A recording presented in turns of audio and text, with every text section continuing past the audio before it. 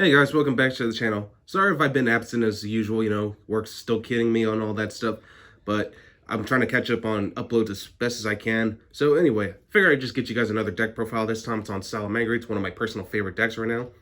Salamangreat's definitely a good tier 2 roguish strategy because, it's really good against pretty much everything depending on how well you build it.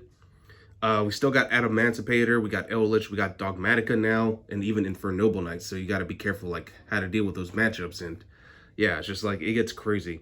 Thankfully, I managed to get my hands on a couple copies of Forbidden Droplets, which really helps this deck's, well, it just gives this deck a much more fighting chance against those problematic boards, especially if you want to negate specific monsters, and it just works so well. So I figured I'd just show you what I got this time around. Okay, so starting off with the main deck, playing 2 copies of Salamangreat Foxy. It's really good for its graveyard effect. Also has a pretty decent normal summon too, so not too bad. 2 spinny. I decided to bring it back up to 2 now because I was playing at. I bumped it down to 1 for I'm sorry, not Falco, but for Foul. But Foul's not as good right now because we're dealing with more combo heavy strategies rather than back rows. So I figured I'd just stick to 2 spinny. Next, 2 Jaguar. Pretty good for your recursion. 1 Gazelle. And lastly, 1 Falco. By now, everyone already knows what these do. And that's pretty much it for the Salamangreat monsters. The Salamangreat engine is more compact. So you're mostly going to be running the most important ones, essentially.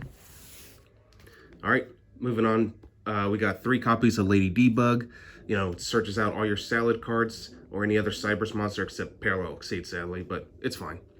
Next, 3 Parallel Exceed. Definitely a good way to, extend. And it's also basically a free rank 4 in itself. So yeah, Parallel Exceed, definitely an amazing card. I wish it was a super rare, honestly, but it is what it is.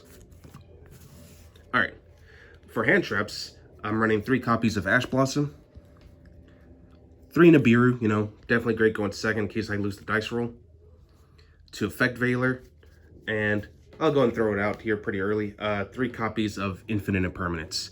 So Infinite Impermanence, definitely one of the better ones because, the fact that it can't be hit with Call by the Grave. So yeah, and Effect Veiler just acts as a second copy, or more like 5 copies of the Infinite Impermanence total. So yeah, that's generally the idea. All right, so spells, 3 Signet Mining, pretty essential.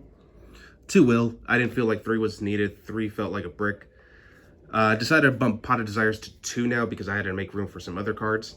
Speaking of which, 2 copies of Forbidden Droplets. Yeah, the card's pretty pricey, but I was just lucky enough to get these. You don't have to run them, just so you know. You could actually just run like a 3rd Pot of Desires or more trap cards if you wanted to. But yeah, I just liked it because of the fact that it goes so well with so many strategies, especially like if you send like some of your dead cards, like let's say you open up with a Falco and a trap card, you can send those 2, negate 2 monster effects or 2 monsters in general. And then Falco's effect will trigger to reset that trap card. It's you can go from there. It's there's a lot of possibilities with this card. And it has a Super Poly-esque effect where it has the pseudo spell speed 4. So it really comes in clutch. 1 Circle, 1 Sanctuary, pretty standard stuff. For my trap card lineup, 2 Rage. Just because I feel like it was the better of the Salamangreat trap, so I felt like this was correct at 2. 1 Roar, and last but not least, Imperial Order. So yeah, that's generally the idea behind it. So yeah, and if y'all saw my post regarding Imperial Order, it does combo fairly well with your Forbidden Droplets if you activate it.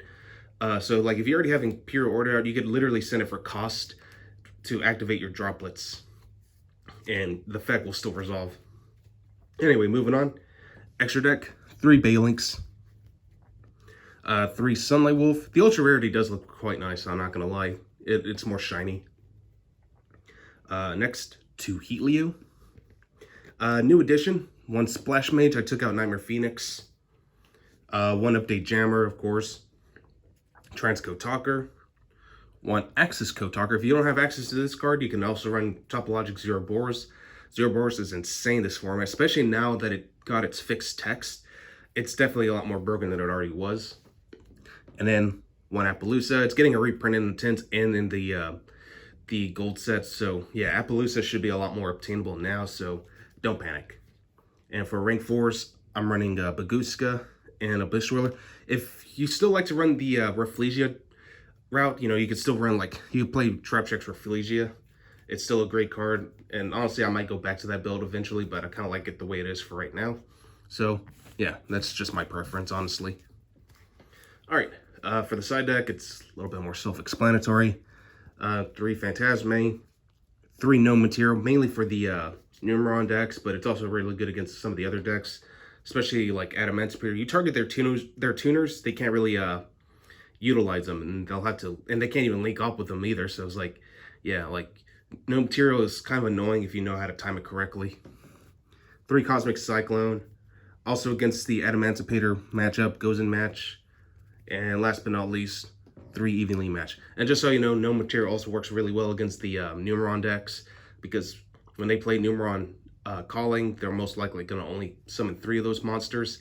And if you target 1, they can't go into Zexal at all. So yeah, it gets pretty nasty. But anyway, that's all I got for you guys today. Hope you guys enjoyed this, and I will catch you guys again next time.